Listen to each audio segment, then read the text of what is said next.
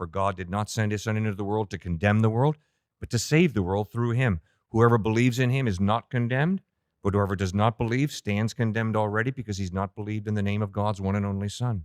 That's what Jesus said. It just isolates such a large portion of the population. Good point.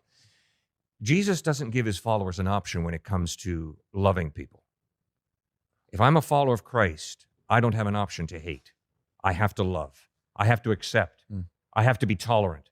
In fact, if I'm going to follow a man who, as he's bleeding and dying on a cross, prays for his enemies, Father, forgive them, for they know not what they do. That's the essence of tolerance. So intolerance, bigotry, hatred is not an option for a genuine follower of Christ.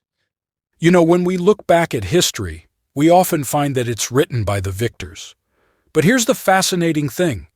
The early church, the apostles who spread the message of Jesus, were not the victors in the traditional sense. They were the victims, facing persecution and even death for their beliefs.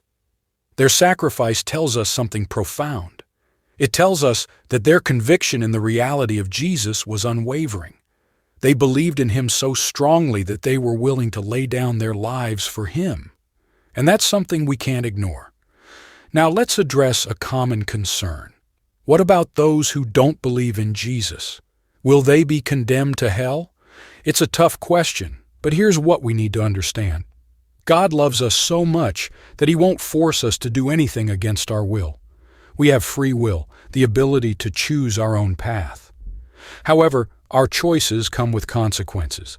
If we choose to reject Jesus and live our lives apart from him, we have to be prepared to live with the consequences of those choices. It's not about God sending people to hell. It's about the natural consequences of our actions.